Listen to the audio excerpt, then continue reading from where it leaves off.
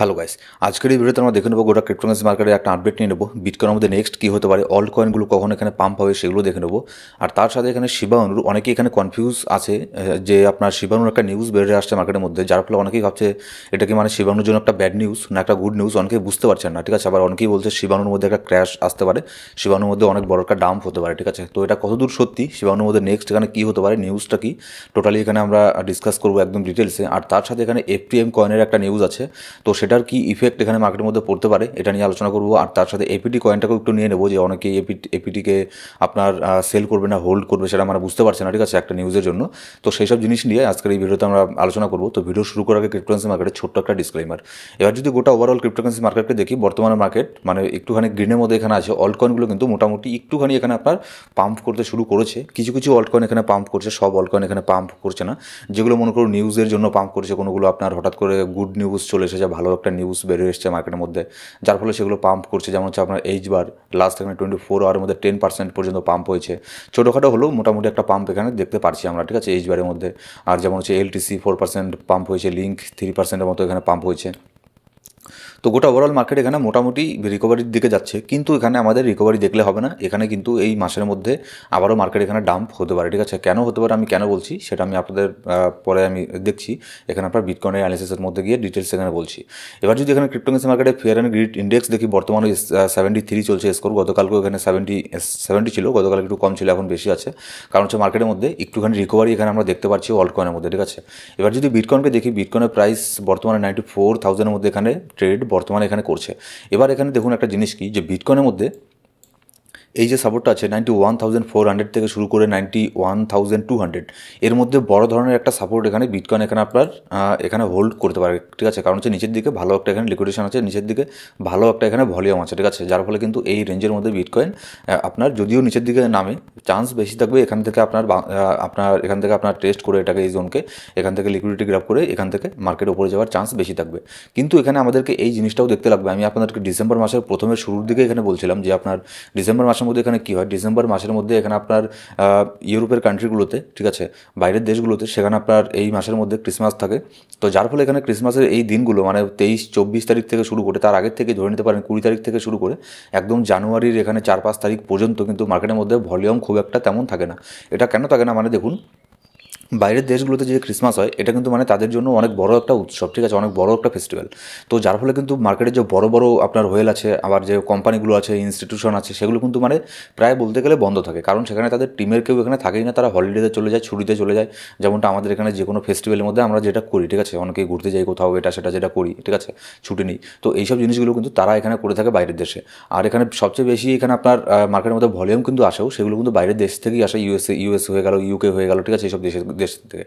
আর তাদের এখানে এই যে ফেস্টিভ্যালটা ক্রিসমাস, তাদেরই কিন্তু এটা মেইন ফেস্টিভ্যাল। তো যার ফলে এখানে আপনার 25 তারিখে এখানে ক্রিসমাস, কিন্তু তার আগের থেকেই কিন্তু মার্কেট এখানে ডাম্প হতে শুরু করে। কেন? কারণ হচ্ছে আপনার তারা এখানে আগের থেকেই চায় যে মার্কেট থেকে কিছু এখানে ফান্ড আমি বের করি, এটা বের করে তারা হলিডেতে চলে যায় বা সেটাকে অন্য কোনো জায়গাতে ইউজ করে। ঠিক আছে, তো যার ফলে আগের থেকে এখানে ভলিউম একটা কম থাকে, যেটা আমরা মানে সবাই জানি, যেটা আগের বছরও শুধুমাত্র আগের বছর এখানে আপনার এর আগে যদি হিস্ট্রিতে দেখি, হিস্ট্রিতে কিন্তু সেম এই জিনিসটাই হয়েছে। মার্কেট যতই এখানে পাম্প হোক না কেন, সেখানে একটু হলেও সেখানে মার্কেট সাইডওয়েজে চলে যায়, মানে এই কয়েকটা দিনের জন্য। এবার 25 তারিখ থেকে শুরু, 25 তারিখ হচ্ছে ক্রিসমাস, এখান থেকে শুরু করে মনে করুন তারপরে এখানে জানুয়ারি মাস পড়লো, আর 5 দিন পরেই এখানে 5-6 দিন পরেই আপনার কী হবে, জানুয়ারি মাস পড়ে যাবে, নতুন বছর এখানে চলে আসবে। ঠিক আছে, 1 জানুয়ারি। তো তখনও কিন্তু 1 জানুয়ারি তখনও জানেন যে বাইরের দেশগুলোতে 2-1 দিন সেখানেও হলিডে থাকে, ছুটি থাকে। তো সব মিলিয়ে মনে করুন 2-3 তারিখ এরকম করেই চলে যায়। তারপরে 5-6 তারিখ থেকে আবারও মার্কেটের মধ্যে ভালো ধরনের ভলিউম আসা শুরু করে। বড় বড় ইনস্টিটিউশনগুলো যা আছে, বড় বড় এখানে আপনার ট্রেডার যারা আছে, ঠিক আছে, ওয়েল আছে যারা বড় বড়, তারা কিন্তু মার্কেটে আবার ওখানে আসতে শুরু করে। তো যার ফলে এই কয়েকটা দিন ডিসেম্বর মাসের শেষের সপ্তাহ থেকে শুরু করে জানুয়ারির প্রথম সপ্তাহ পর্যন্ত কিন্তু মার্কেটের মধ্যে ভলিউমটা কম থাকে। এবার আমাদেরকে এটা দেখতে লাগবে যে বিটকয়েন এই লেভেলের মধ্যে এখানে আপনার সাইডওয়েতে যায় কিনা। ঠিক আছে, যদি বিটকয়েন এই লেভেলের মধ্যে সাইডওয়েজের মধ্যে চলে যায়, যেমন হচ্ছে আপনার 92,000 থেকে শুরু করে মোটামুটি 95,000-এর আশেপাশে, এর মধ্যে যদি বিটকয়েন একটা সাইডওয়েজে চলে যায়, তাহলে অল্ট কয়েনগুলোর মধ্যে ভালো একটা এখানে মুভ এখানে আসতে পারে। আর বিটকয়েনের মধ্যে যদি এখন সাপোর্ট দেখি, সাপোর্টটা আপনাদেরকে বললাম, যদি এবার রেজিস্ট্যান্সকে দেখি, তাহলে সেটা হচ্ছে 95,500। এটা কিন্তু রেজিস্ট্যান্সকে ফেস করছে। এটা কিন্তু আমি এখন নতুন করে ড্র করিনি, এটা আগেরই ড্র করা ছিল। এখানে দেখুন এক্স্যাক্টলি এই জোনের আশেপাশে থেকে কিন্তু বিটকয়েন এখানে ডাম্প এখানে নিয়েছিল, ঠিক আছে, গতকালকে। তো এটার পরে আবার রেজিস্ট্যান্সকে ফেস করবে, যেটা হচ্ছে 97 57,000, এটাও একটা বিটকয়েনের জন্য বড় ধরনের রেজিস্ট্যান্স এখানে হয়ে দাঁড়াবে, যার ফলে কিন্তু মার্কেটের মধ্যে তেমন কোনো ভলিউম এখানে দেখতে পাচ্ছি না, ঠিক আছে। মানে একটু একটু করে মার্কেট কিন্তু নিচের দিকে এখানে নামছে, তবে এটা শর্ট টার্মের জন্য, জাস্ট এখানে আর কয়েকটা দিন মার্কেট এরকম থাকলে থাকতে পারে, তারপরে কিন্তু মার্কেট রিকভার করে আবার উপর দিকে যাবে। এবার এখানে বিটকয়েনের ডমিনেন্সের মধ্যে দেখুন, বিটকয়েনের ডমিনেন্সও কিন্তু একদম স্টেবল টাইপের হয়ে গেছে, কারণ সে মার্কেটের মধ্যে সেরকম এখানে কোনো ভলিউমও নেই বিটকয়েনের মধ্যেও।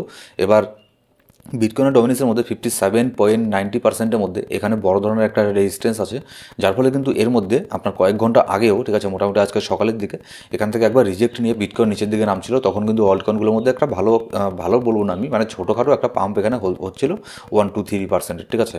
তো এখন কিন্তু বিটকয়েনের ডমিনেন্স এখানে সাইড ওয়েসের মধ্যে চলে আছে। এবার যদি বিটকয়েনের ডমিনেন্স 57.90 এই যে রেজিস্ট্যান্সটা, এটাকে যদি ব্রেক করে উপরে চলে যায়, তাহলে কিন্তু এখানে আপনার অল্ট কয়েনগুলোর মধ্যে আরও এখানে ডাম্প পাবে, ঠিক আছে। এবার যদি মান্থলি হিস্ট্রি আমরা এখানে দেখি, মান্থলি হিস্ট্রিতে আমি যেটা আপনাদেরকে একটু আগে বললাম যে ডিসেম্বর মাসের মধ্যে, বেশিরভাগ ডিসেম্বর মাসের মধ্যে কিন্তু এখানে এরকম হয়ে থাকে, ঠিক আছে, যে মার্কেটের মধ্যে খুব তেমন একটা এখানে ভলিউম থাকে না। যেমন আগের বছর যদি দেখেন এখানে +12%, জাস্ট এখানে +12% এখানে হয়েছিল। এরকম হতে পারে যে ডিসেম্বর মাসের প্রথমে শুরুর দিকে এখানে আপনার অনেক পাম্প হয়েছিল, তারপরে এখানে আপনার ডাম্প হয়েছে, ঠিক আছে। যেমন এই ডিসেম্বর মাসে আমরা দেখেছি যে প্রথমের দিকে একটুখানি পাম্প হয়েছিল, তারপর থেকে ডাম্প। তারপর হচ্ছে আপনার 2022-এর ডিসেম্বর মাসের মধ্যেও এখানে মার্কেট ডাউনের দিকে ছিল, 2021-এও ডাউনে ছিল, কিন্তু 2020 সালের মধ্যে এখানে মার্কেট হিউজ পরিমাণে এখানে পাম্প হয়েছিল, কারণ হচ্ছে আপনার তখন ছিল বুল মার্কেট ছিল, মানে বুল মার্কেটের প্রায় বলতে গেলে অনেকটা দূরে চলে গিয়েছিলাম আমরা, যার ফলে এটা হয়েছে। তো তারপরেও কিন্তু তখনও কিন্তু ভলিউম একটুখানি মার্কেটের মধ্যে কমই ছিল, ঠিক আছে। এবার কিন্তু যেহেতু এখনও আমাদের এখানে অল্ট সিজন শুরু হয়নি, বুল মার্কেটের পিকে এখনও আসেনি, তাই এখানে খুবই সম্ভবত চান্স বেশি থাকবে ডিসেম্বর মাসের এই কয়েকটা দিন আর জানুয়ারি মাসের এই 3-4 দিন মার্কেট এখানে সাইডওয়েসে চলে যাওয়ার, কিংবা মার্কেটের মধ্যে কোনো ভলিউম না থাকার, একটুখানি ছোটোখাটো ডাম্প এখানে আবারও এখানে হতে পারে মার্কেটের মধ্যে। এবার এখানে আমরা নেক্সট এখানে নিউজে চলে যাবো, যেটা হচ্ছে আপনার এফটিএম। এফটিএমের মধ্যে কী হয়েছে, আজকে আমি মোটামুটি দুপুরের দিকে আমাদের যে টেলিগ্রাম গ্রুপ আছে, ফ্রি গ্রুপ, সেখানে আমি এই নিউজটা দিয়ে দিই, ঠিক আছে। দেওয়ার পরে আমার কাছে অনেক SMS এরকম আসে। তো আমাদের মার্কেটের যে ইনস্ট্যান্ট আপডেটগুলো আছে সেগুলো কিন্তু আমি আমাদের টেলিগ্রাম গ্রুপেই দিয়ে থাকি, কারণ সেগুলোর ভিডিও সাথে সাথে বানানো সম্ভব না। তো সেই মার্কেটের ইনস্ট্যান্ট আপডেট জানার জন্য কিন্তু অবশ্যই আমাদের টেলিগ্রাম গ্রুপে গিয়ে জয়েন করে নেবেন। ডেসক্রিপশন বক্সের মধ্যে প্রথম কমেন্টের মধ্যে সব ধরনের লিঙ্ক পেয়ে যাবেন। এবার আমি যখন এই আপডেটটা আমাদের ফ্রি গ্রুপে দিলাম যে Binance will support the Fantom token swap and rebranding to Sonic S, ঠিক আছে। এবার এখানে এটার মানে কি দেখুন, মানে হচ্ছে যে আপনার এফটিএম যে আছে, ঠিক আছে, ফ্যান্টম, যাকে আমরা এফটিএম নামে চিনি, এফটিএম টোকনটা এটা আপনার রিব্র্যান্ডিং করবে, সোয়াপ হয়ে যাবে কী নামে, সনিক নামে। এখানে স্পষ্ট এখানে লেখা আছে যে বাইন্যান্স এটাকে সাপোর্ট করবে, ঠিক আছে, এটা সোয়াপ হয়ে যাবে, বাইন্যান্স এটাকে সাপোর্ট করবে। তো এটা কিন্তু মানে খুব একটা এরকম জিনিস না, মানে একদম মানে এখানে কোনো রকেট সায়েন্স নেই বোঝার জন্য যে এখানে আমি হোল্ড করবো না সেল করবো। মানে যারা অনেকে আছে যারা মানে নতুন নতুন মার্কেটে আসে, সেজন্য তারা এইসব জিনিসগুলো বুঝতে পারে না, যার ফলে এই প্রশ্নগুলো করে থাকে। এগুলো একদম মানে বেসিক জিনিস, ঠিক আছে। এটা তারা রিব্র্যান্ডিং করবে, এটা তেমন কোনো ব্যাপার না। রিব্র্যান্ডিং করবে ভালো কথা, ঠিক আছে, শুধু তাদের নামটা এখানে চেঞ্জ হয়ে যাবে, ফ্যান্টম থেকে সনিক হয়ে যাবে। আগে যেমন ছিল এফটিএম, এখন হয়ে যাবে শুধুমাত্র এস, ঠিক আছে। আর এই যে এখানে রিব্র্যান্ডিং হবে, এটাকে বাইন্যান্স সাপোর্ট করবে। মানে মাঝে মধ্যে হয় কি, মনে করুন কোনো কয়েন তাদের রিব্র্যান্ডিং করলো, হতে পারে যে বাইন্যান্সের মধ্যে লিস্ট আছে সেই কয়েনটা, তো বাইন্যান্স সেই কয়েনটাকে সাপোর্ট করলো না, তারা বললো, বাইন্যান্স থেকে বললো যে রিব্র্যান্ডিং হবে, আমরা সেটাকে লিস্ট করবো না আমাদের প্ল্যাটফর্মে, ঠিক আছে। কিন্তু এখানে স্পষ্ট বলা আছে যে বাইন্যান্স এখানে সাপোর্ট করবে, তাহলে এখানে একটা ব্যাড নিউজ কোথা থেকে হলো। আমি আবার বললামও ব্যাকেটে, আমি লিখেও দিয়েছিলাম যে গুড নিউজ, মানে এখানে কোনো খারাপ নিউজের কোনো ব্যাপার নেই, ঠিক আছে, এটাকে বাইন্যান্সও সাপোর্ট করবে। কিন্তু এখানে মানে কি অনেকেই যারা আছে, মনে করুন যারা নতুন নতুন ট্রেডার, তারা এখানে এফটিএমকেও হোল্ড করে, আর বেশিরভাগ এখানে আমরা অল্ট কয়েনকেই হোল্ড করি যারা সাধারণ ট্রেডার আছে।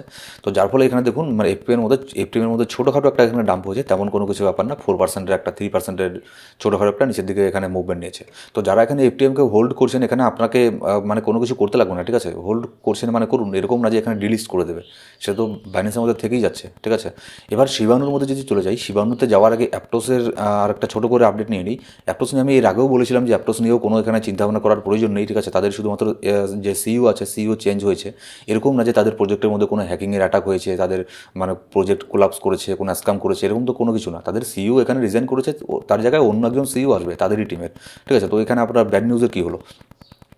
এবার যদি শিবানুকে দেখে নিই, শিবানুর একটা নিউজ এখানে মার্কেটের মধ্যে ঘুরছে যে শিবানুর মধ্যে ম্যাসিভ একটা এখানে আপনার ইমব্যালেন্স আছে, যার ফলে শিবানু এখানে ক্র্যাশ করতে পারে, ঠিক আছে। কিন্তু যদি আমি শিবানুর চার্ট এখানে দেখি, তাহলে আমার মনে হয় না যে বিটকয়েনের মধ্যে যদি কোনো বড় ধরনের ক্র্যাশ না হয়, তাহলে শিবানুর মধ্যেও ক্র্যাশ হবে, এরকমটা আমার মনে হয় না। হ্যাঁ, যদি বিটকয়েনের মধ্যে ক্র্যাশ হয়, তাহলে এখানে শিবানুর মধ্যে ক্র্যাশ হবে, স্বাভাবিক ব্যাপার।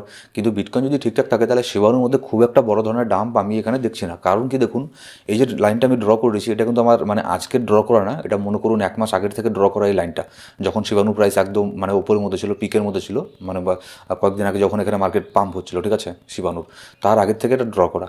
এটা কিন্তু দেখুন এখানে শিবানু আবারও দেখুন কি সুন্দরভাবে এই যে এরিয়াটা আছে এটাকে সাপোর্ট নিয়ে শিবানু উপর দিকে যাচ্ছে, ঠিক আছে। এটা কিন্তু শিবানুর জন্য অনেক বড় একটা সাপোর্ট।